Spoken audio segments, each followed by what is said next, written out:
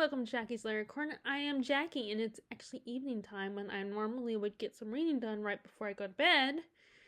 But I was actually feeling inspiration to film an update for you guys on my reading. And if I could vlog, if I knew how to vlog, then this is what I probably would do. Like even film a little bit in my right in my PJs. So anyway, so currently, well, first, I did finish listening to an audiobook via Libby. Really, that's the only way I listen to audiobooks. I do have an audiobook app via my Apple phone, but I don't use it because it would mean I would still have to spend money on the book itself, on the audiobook itself, and it's kind of trying to manage when's the best time to spend book, like trying to figure out when do I want to spend my book money? Do I want to spend it on physical books, or do I want to spend it on ebooks or audiobooks? Trying to find especially with me trying to stick to a budget. So it's kind of a bit of a challenge to figure out, to manage. So I just do Libby when it comes to audiobooks. And I was listening to Black Sheep by I knew the author earlier today, Rachel Harrison. And this was a book I'd heard about via a podcast. I don't know if it was currently reading. Might have been the podcast where I heard about Rachel Harrison, or Reading Glasses. I don't remember, but it was actually really good. It does have an animal death though.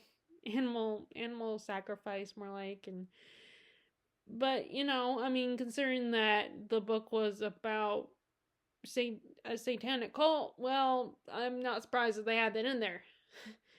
It's this horror story where this woman, Vesper, she ran away. She left home 6 years ago. She is in her 20s working at one of those places like an Applebee's or TGI Fridays or somewhere. She gets fired after a weird incident with a customer who was being an ass to her. And he ends up accidentally spraying himself with cheese, with scalding hot cheese. She laughs at him.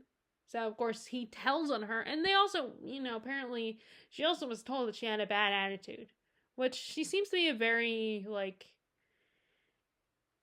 cynical woman who just doesn't take anyone's bullshit and just is very, she's not a kind person. She can be kind of mean to people and just, is very blunt with people and doesn't try to be kinder to people, doesn't see the good in people, and just very cynical about life. And then when she ends up going home that night, she receives an invitation that her cousin is getting married to Vesper's ex. And so she goes home, and through her thought process, you learn that she's part of a satanic cult. She doesn't tell anyone about it because she's worried because of how people will react.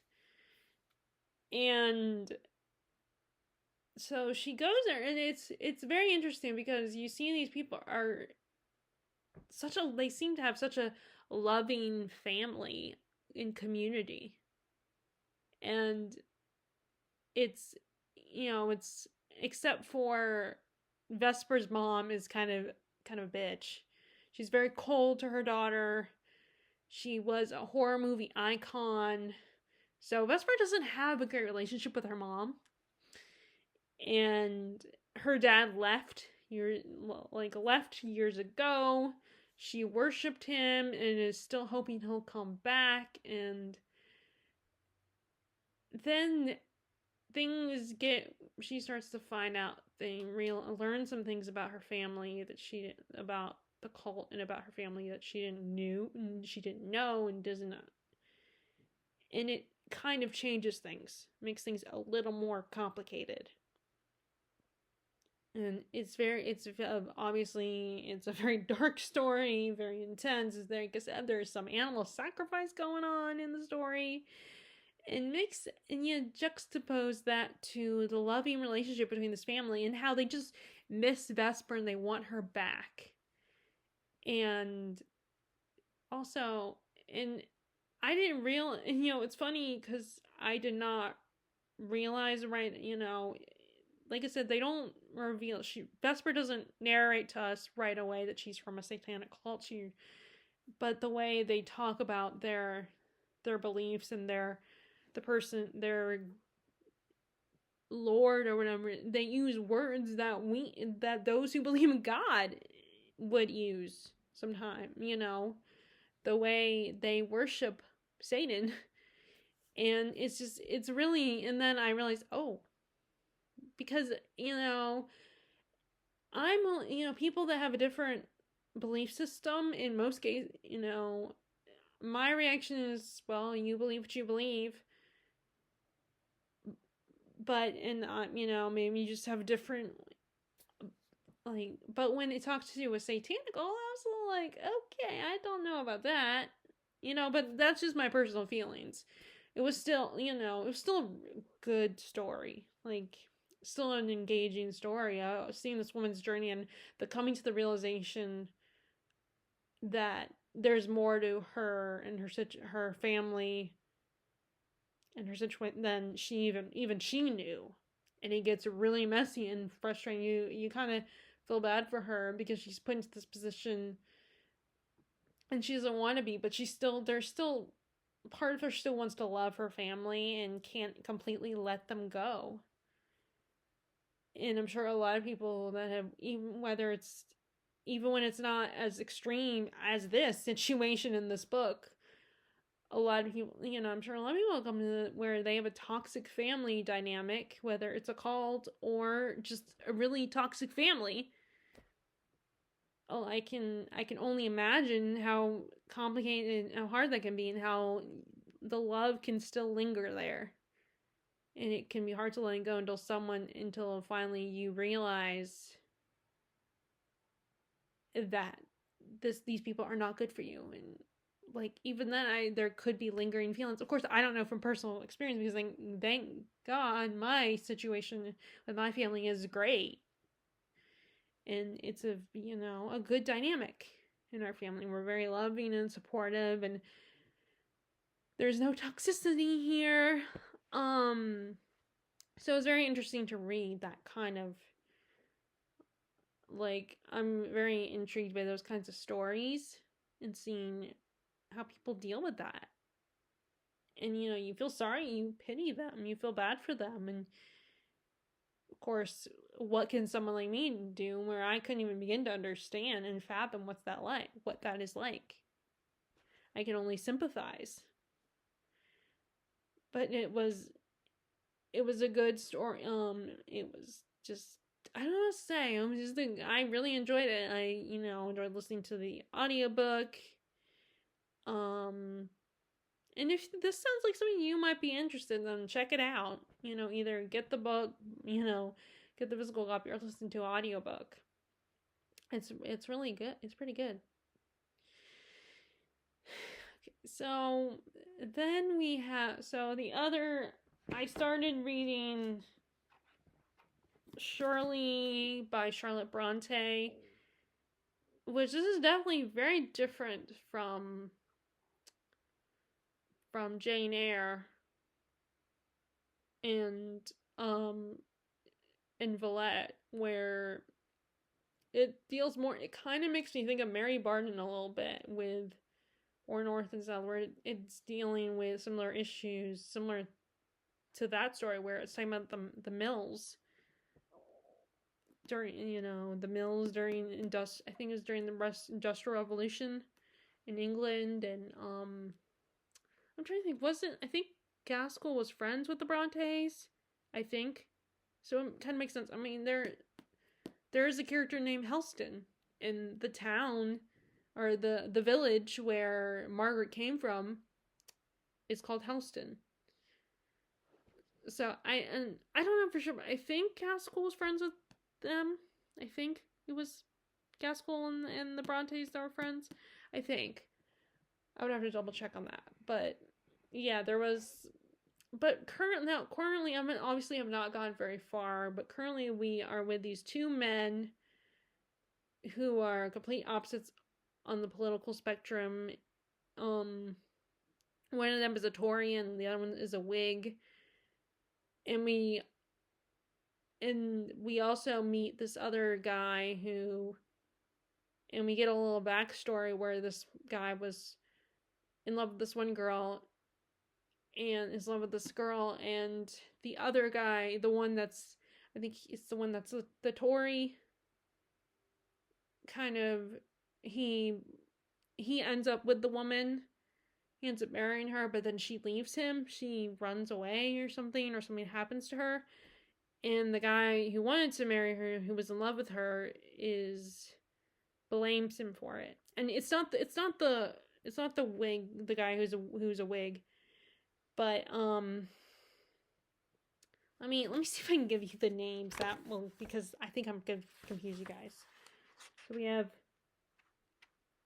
Mr. York. That's right. So we have the two guys in the beginning are the three guys in the beginning that we first meet. The two that are the Whig and the Tory are,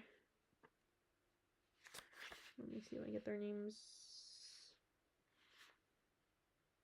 Oh, and I think these guys are curates. Yeah, I think they're curates. And I'm trying to find their names. Where are their names?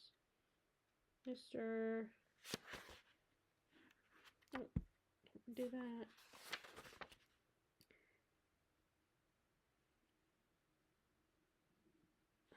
Where are their names?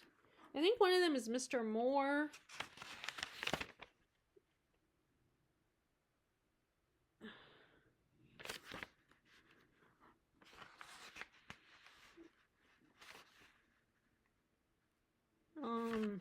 Well, anyway, at least I can tell you I think they were both curates.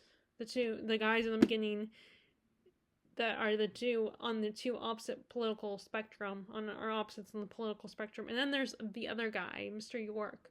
He was the one that was in love with the woman back in the day. And I think it was Moore who married her in the end.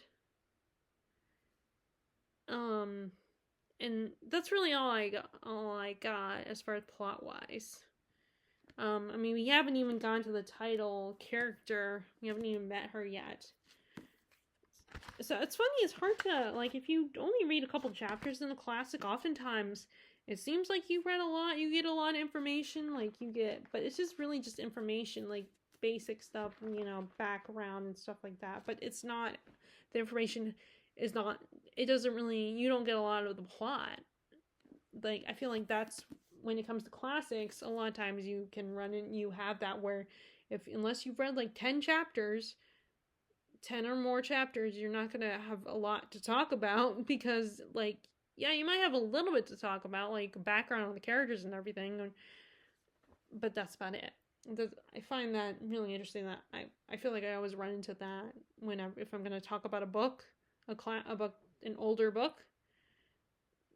I feel like I have to read 10, 20 chapters before I have anything really substantial to talk about. But, I mean, yeah, you got some background on the characters, these two gentlemen in the beginning were curates and they were talking politics and they were comparing it to talking about the Bible and comparing people to the Bible and characters in the Bible stories and but yeah, that's not a lot is happening. But other than that, not a lot is happening. So also, before I talk to the main book I want to talk about, I also want to mention I'm reading, not this whole book. I mean, I'm reading this book, but it's a collection of stories. I talked about it in my video on what I got for Christmas, because this is one of the gifts my sister got me. I decided to go ahead and read The Nutcracker and the Mouse King. I know Christmas is over, but I mean, I think I could still read. It's not like the whole book is Christmas related. I mean, the beginning of the story takes place on Christmas, I think, but the rest of the story, it could be considered a winter, just a winter story in general. But we've got and that is so Clara, or not Clara, Marie, because Clara is a doll actually. The Clara, which I think I remember hearing about that with the whole name thing, because I was always very confused about the name of the character, but I think because of, I'm wondering if it has anything to do with the ballet or something, because I think in the ballet the main girl was Clara, her name was Clara, but in the book her name is Marie, and Clara is mentioned, but Clara is a doll, I think. And so we are introduced to Marie and her brother Friedrich. They, their parents take them to the Christmas party. They both receive gifts from Drosselmeyer. And he gives her the Nutcracker and asks Marie to take care of it. Her brother is so annoying. I don't like him. He's so obnoxious. And just the way he treats his toys has really annoyed me. And then he has the audacity to want it, the way he treats the Nutcracker. I mean, even though Marie in her head thinks that the Nutcracker is ugly, she still treats it kindly. And treats it with love and care. And so then the whole thing where the late at night she's playing, and the Nutcracker and the other toys all come to life, and there's a battle between the mice and the Nutcracker and the other toys, and she ends up getting an injury when she tries to save the Nutcracker from the really big mouse. The it's a 7-headed mouse. And her mom doesn't believe her. Her mom, when she tries to tell her mom what actually happened, her mom thinks that she was just dreaming or something, or that she stayed up all night and was playing with her toys, which she wasn't supposed to do. And so while she's in bed, Drosselmeyer tells her the story, and which I'm thinking the story that he tells her about the nut is the origin story of the Nutcracker. I mean, I know it is. So it's kind of a story within a story. Like kind of like Inception. The movie Inception. Well, although, it's not like a dream within a dream kind of thing. It's just a story within it's actual story within a story. But I did not know that. I didn't know. But I had never read the actual Nutcracker and the Mouse King story. I've only ever seen the ballet. Like, we had the one where Macaulay Culkin plays the prince. And then of course I've seen, amateur productions of it, but I've never seen professional ballet version of the Nutcracker. But yeah, it's kind of cool now to be able to say I've read the story, read the original story, or I'm reading it currently. I'm still not done with it because I'm reading other stuff at the same time, so I'm kind of being very slow with this. And I'm only reading a couple chapters in the morning after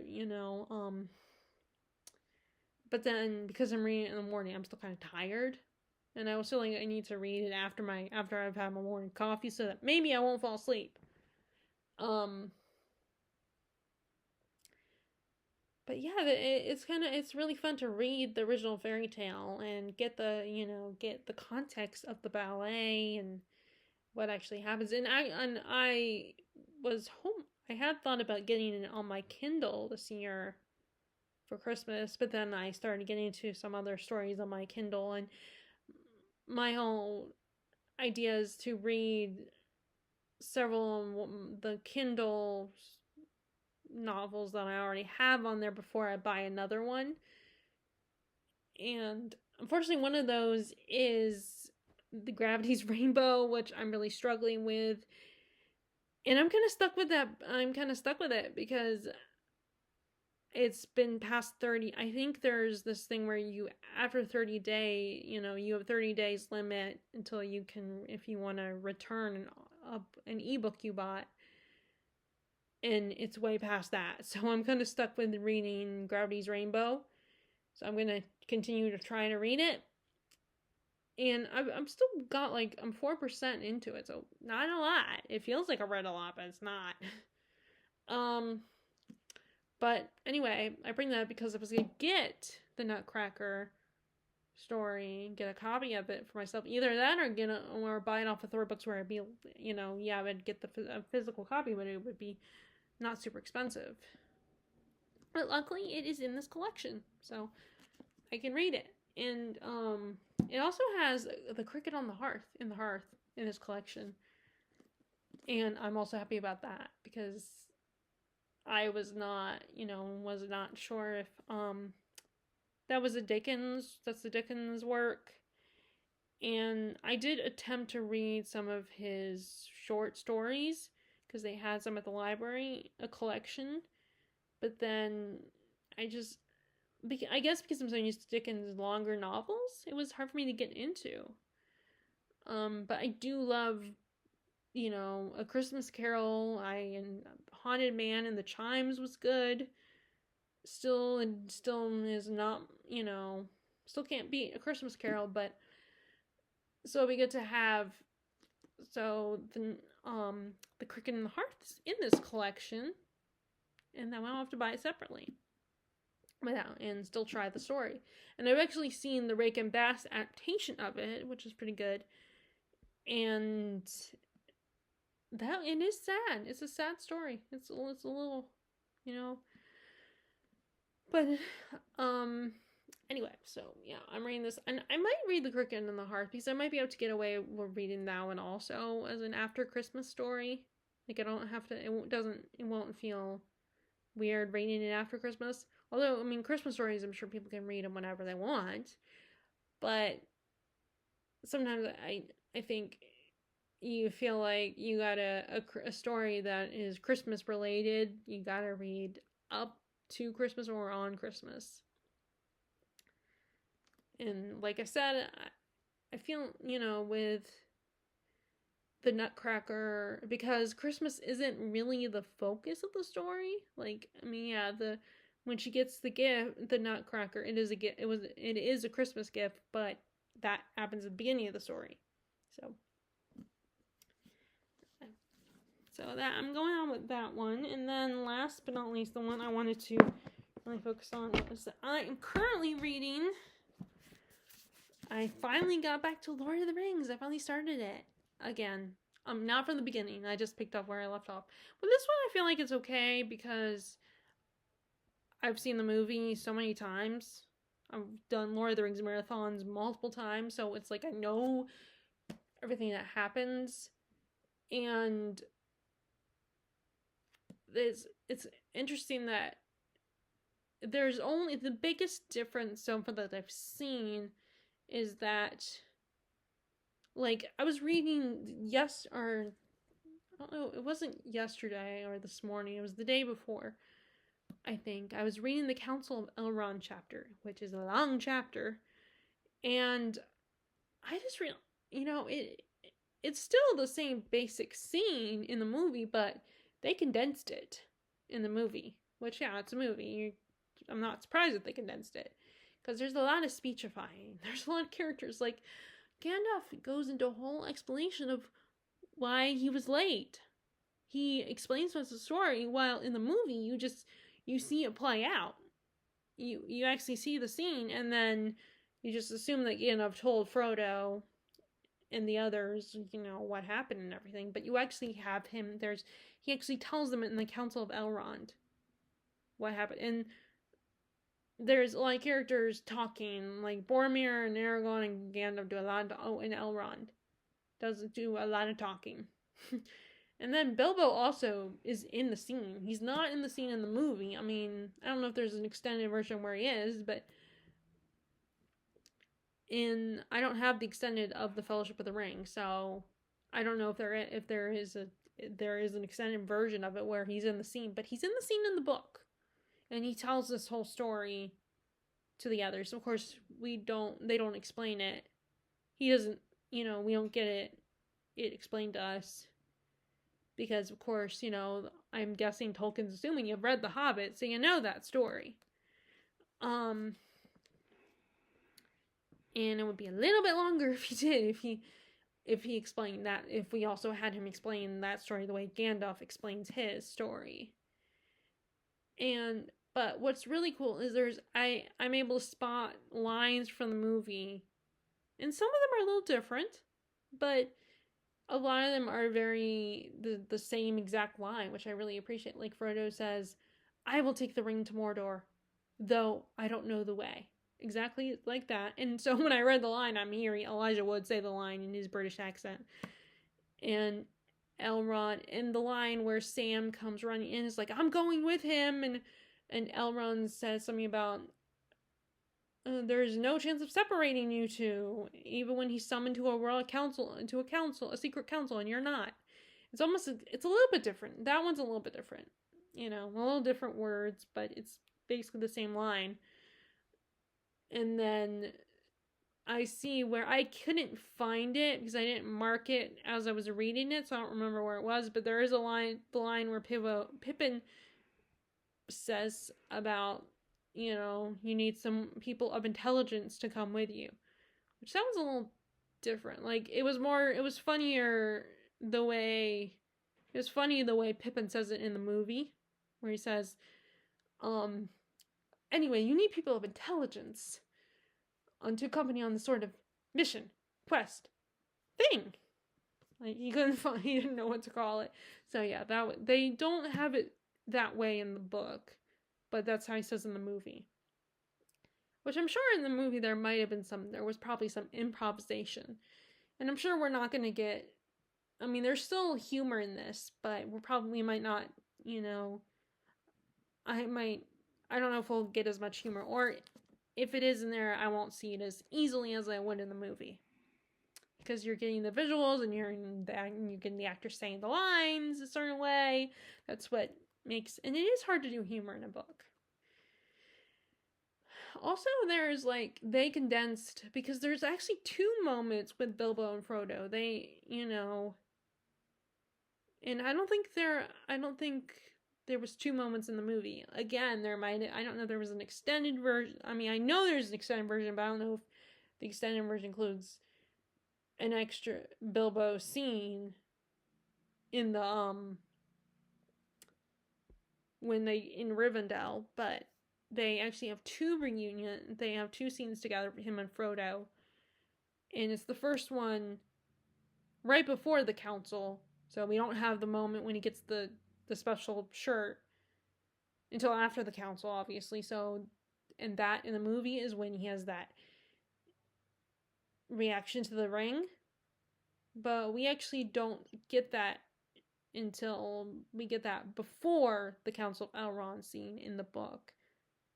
So we have that moment a little bit, and we have that moment in the book, and then after the council, we have the where he gives them the special shirt made of erythrol. I don't know if I'm saying that right. And actually, it was kind of interesting that Bilbo, in the council, when Elrond has explained we need a certain kind of person to go and everything, and to get rid of the ring, because at first they're talking about, maybe we could leave it here or take it to this place, take it to, they even consider taking it to, Tom Bombadil. So yeah, he's mentioned more in the book. I don't even think he's even in the movie. He's not, I know he's not in the movie.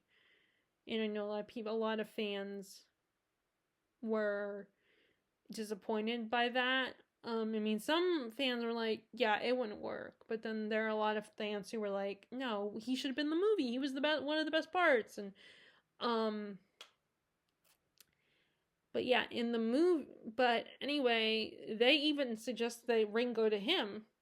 It was either him or Radagast. I think they were talking about. I don't know which one. I want to say it was Tom Bombadil, who apparently goes under multiple names. So they were gonna give it to him, but you know, Gandalf said no because he could potentially lose the ring and stuff like that. And so that was interesting that they,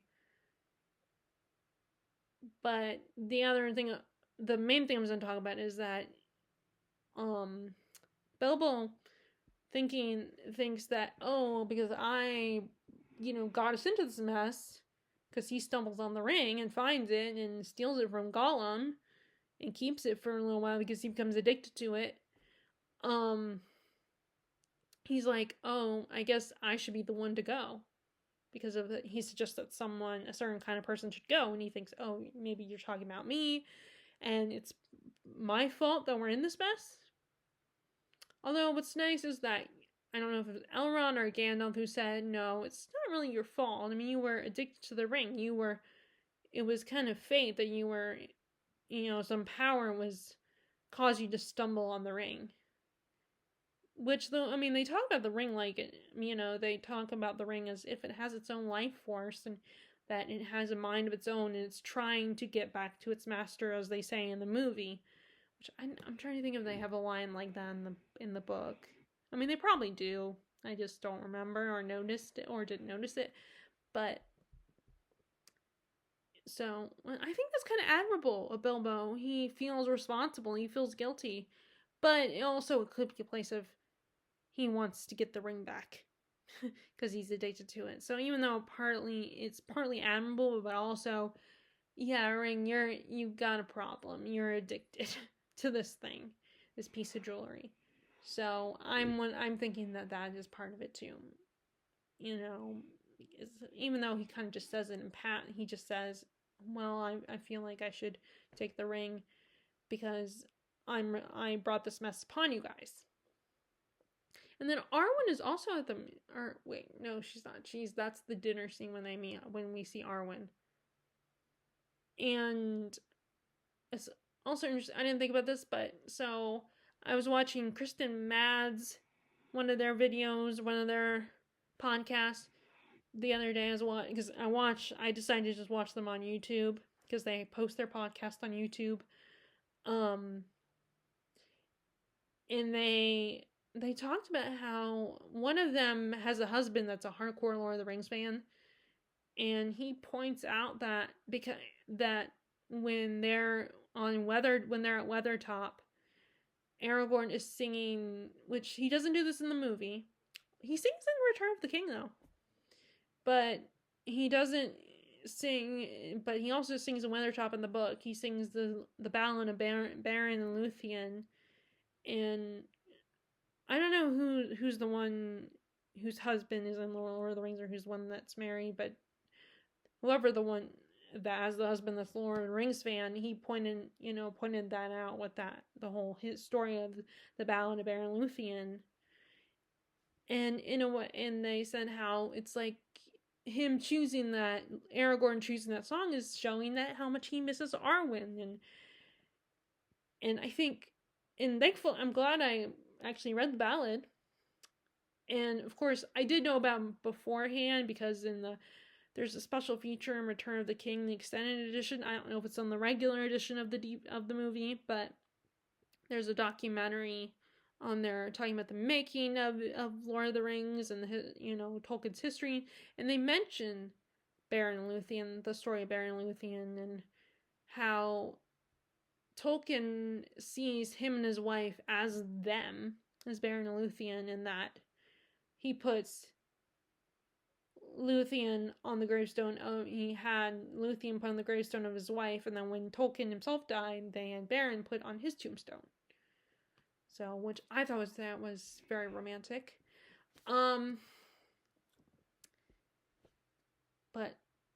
yeah, so there are little differences in there, like little things they've condensed some scenes and taken out, things here and there. I mean, I'm only in the Fellowship part, and the group of 9 have just left, and they're on the mountains. In there's actually, I mean, I think they do. I don't know if I don't remember them having wolves.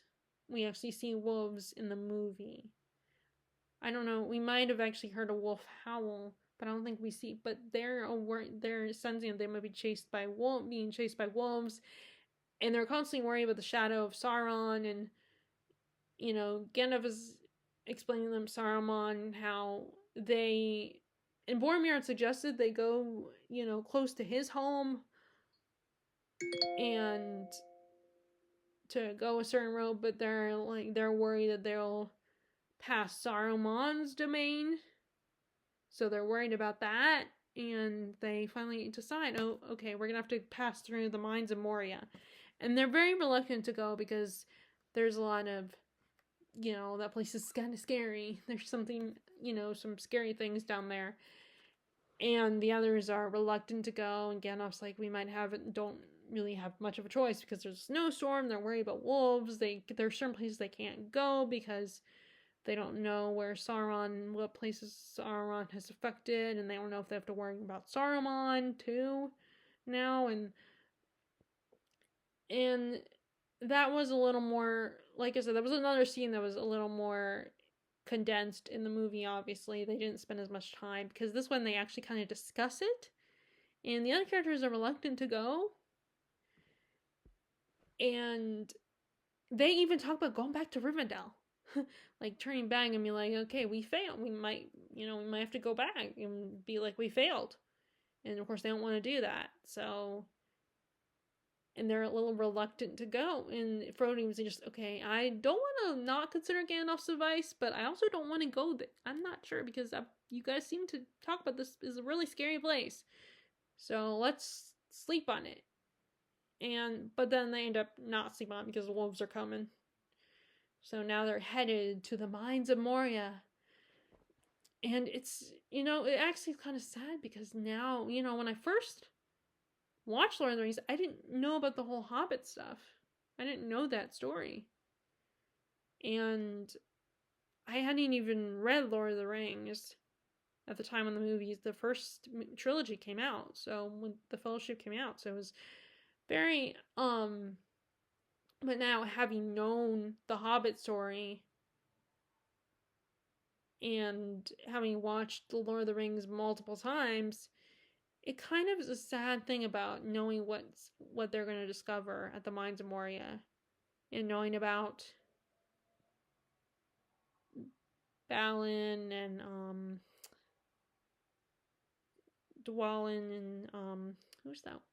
Ori, I think it is. Ori's the one that's the scribe. That it just makes it all the more sad, that moment. It makes you feel bad for Gimli, and it's devastating because Balin, I believe, is Gimli's cousin, or I don't know if he's a metaphorical cousin or he's a literal cousin, but it makes it all the more sad because this was his family, and find out what happens to them. And then you got to know those characters when reading The Hobbit and seeing the movies. So it makes it heartbreaking. You find out that they died, what happened to them. It makes it all the more tragic. Sorry if that's a spoiler, but I mean, I'm sure most people, although if some of you guys that are not watching, if you are not a fantasy fan, but yeah, so at least with it, what's great about this is I've seen the movie, like I said, I've seen the movie so many times, and I can confidently talk about what is going on in the plot. And I think there's another, there is a fun, in a sense of discovery when you read something for the first time and you don't know the plot. But there's also a sense of a very interesting when you reread something, or you're reading something and you've seen the adaptation, so you know what's going on in the plot, or you read this in a different format. Like, I've listened to an older audiobook recording, not the Andy Serkis one, but a much older one that's on Libby, because they don't have the Andy Serkis one, probably because I imagine it's pricey. Which I would love to get that one. I think, like, I know my mom said it, she thinks it's kind of, silly if you have the book and you don't want to waste your money on also getting a different format of it. And I know some people will go crazy with that, but I think there's something to be said about immersive reading, and having the physical book, but also being able to listen to it as well. I think that's there's something to say about that. I imagine that's really fun to really get you. It's, it's almost like watching a movie, because you're still getting the story with the sound, with a little bit of sound. You might get some sound effects. You might get different voices, or at least one voice reading it to you, but you could read the words too. And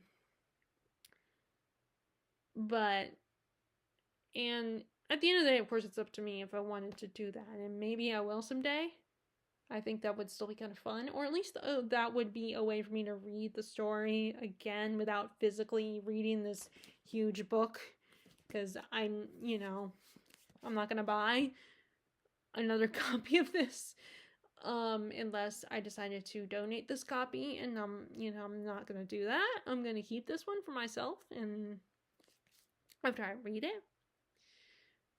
But yeah, I think maybe one day I'll buy the Andy Serkis one. I don't know how much it'll be, but I would like to. I think it'd be kind of fun to. Although I don't know, the only thing is that I would start, as I'm reading, I would also start hearing Andy Serkis, his versions of the characters, his voices. Although a lot of people say he does pretty good impressions of some of the actors in the movie. But anyway, so that is my update for you guys. What inspired me is because I wanted to talk about Lord of the Rings and where I am in the book.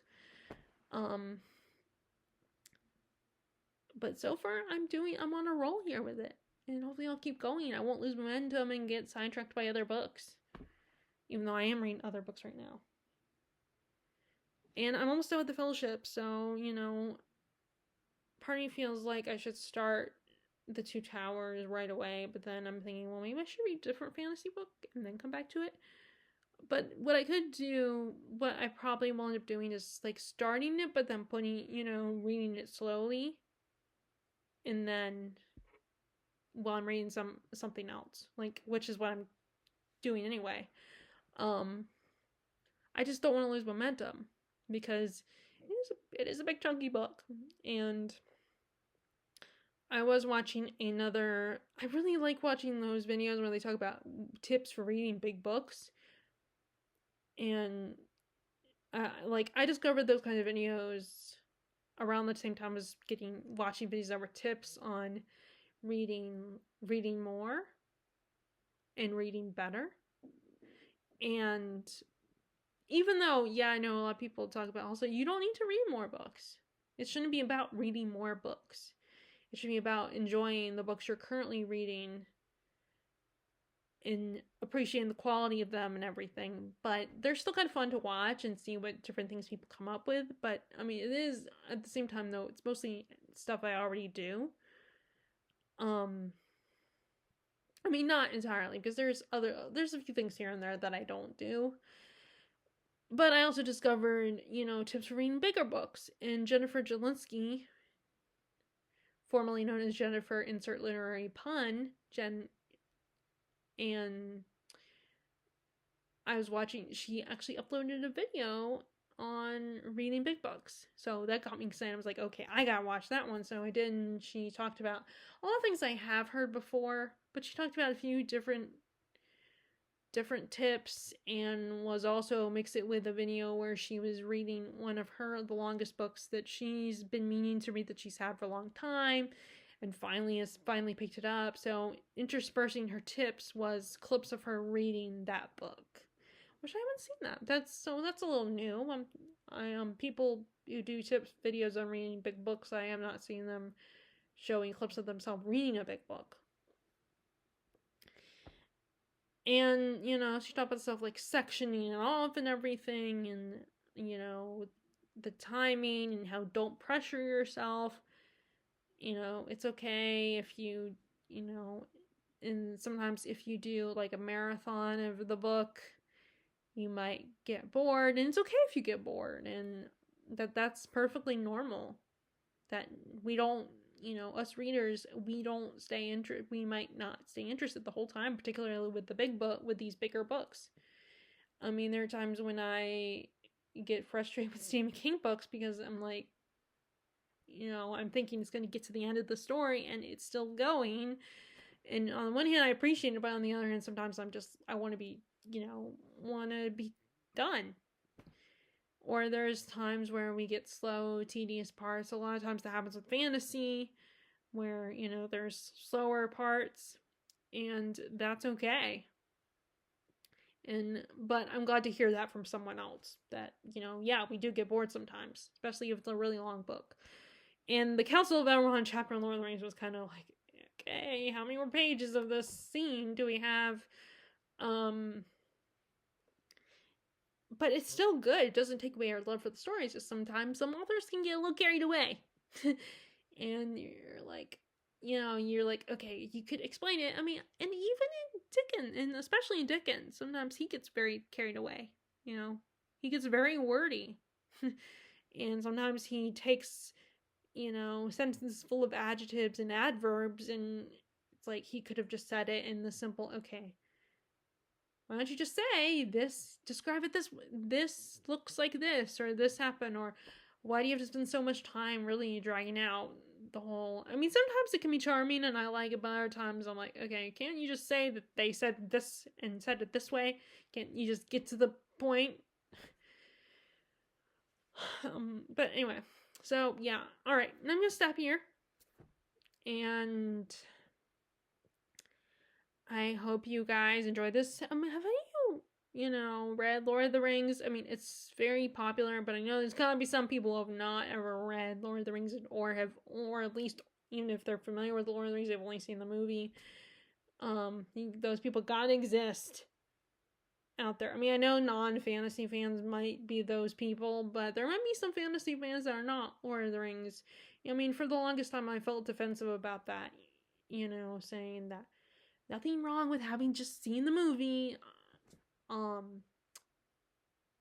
which was kind of silly, because in the end, the book is great. It's just long. And there are some slower scenes that, that the book trimmed down a little bit.